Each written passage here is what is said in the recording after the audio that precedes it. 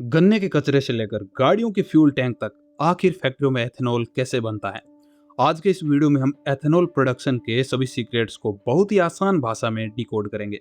अगर आपने हमारा पिछला E20 वाला वीडियो देखा है तो आप जानते हैं कि एथेनॉल ब्लेंडेड पेट्रोल से आपकी गाड़ी को नुकसान कैसे पहुंचता है, जहां पर हमने एग्जैक्टली एथेनॉल का आपकी गाड़ी के इंजन के साथ मैकेनिज्म को समझाया था और कुछ टिप्स भी दिए थे कि आपकी गाड़ी को खराब होने से बचाने के लिए। देखो, सरकार ने तो बड़े बड़े दावे किए थे, क्लीन फ्यूल, ग्रीन फ्यूल, किसानों की आमदनी बढ़ेगी। लेकिन मैं आपको बता दूं कि E20 पेट्रोल की वजह से जिस मास लेवल पर गाड़ियों का डिस्ट्रक्शन होने वाला है ना, वो आप सोच भी नहीं सकते।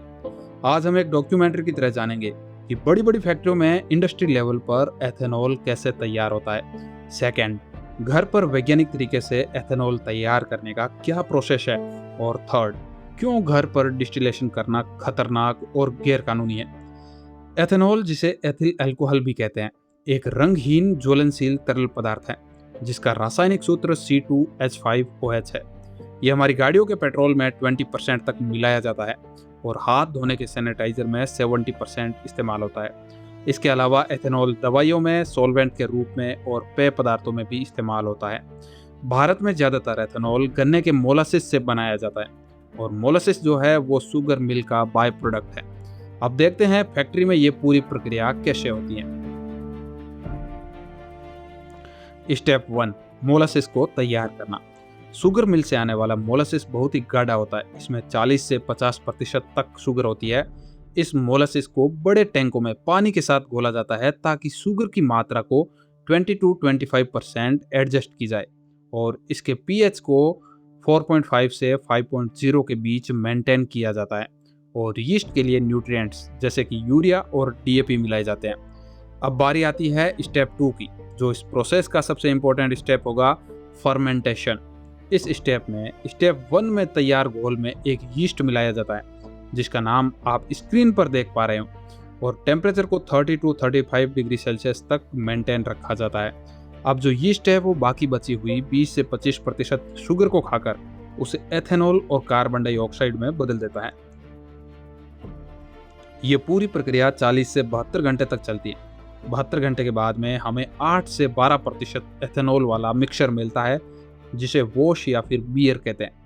अब इस स्टेप में जो CO2 बनती है उसको भी कैप्चर करके बेचा जाता है। Step 3, distillation.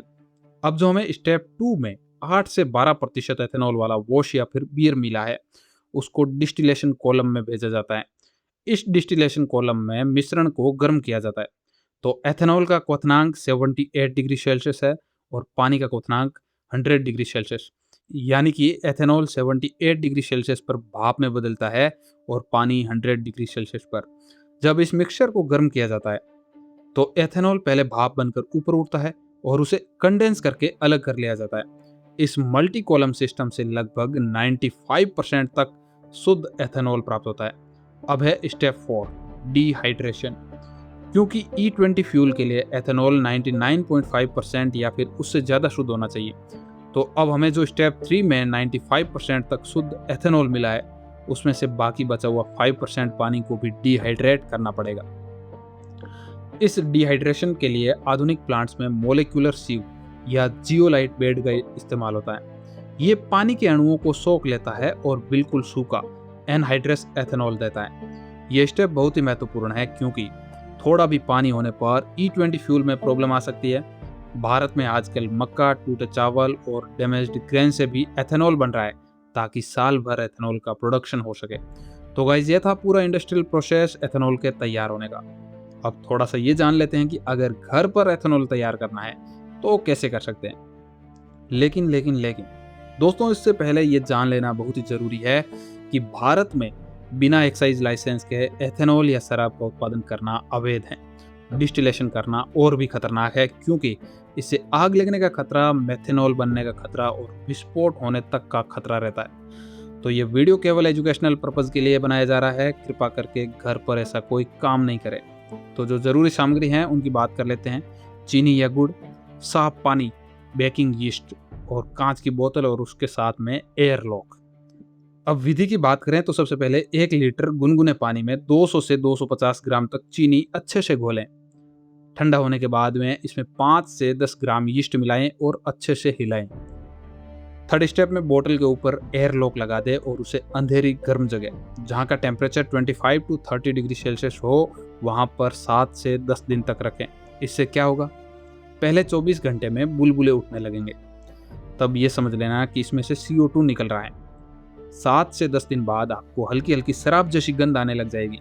इसमें लगभग 8 से 12% एथेनॉल होगा। लेकिन दोस्तों ये ध्यान देने वाली बात है कि अभी तक ये बहुत ही इम्प्योर है। इसमें मेथेनॉल या दूसरे हार्मफुल कंपाउंड्स हो सकते हैं और जो जानलेवा होते हैं। घर पर डिस्टिल करके कंसंट्रेट करने का प्रयास बिल्कुल ना करें, ये खतरनाक, अवैध और जानलेवा हो सकता है।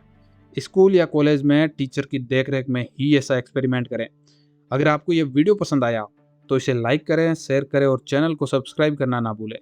कमेंट में बताएं कि अगला टॉपिक क्या होना चाहिए, E30, फ्लैक्स फ्यूल व्हीकल या फिर कोई और साइंस टेक टॉपिक।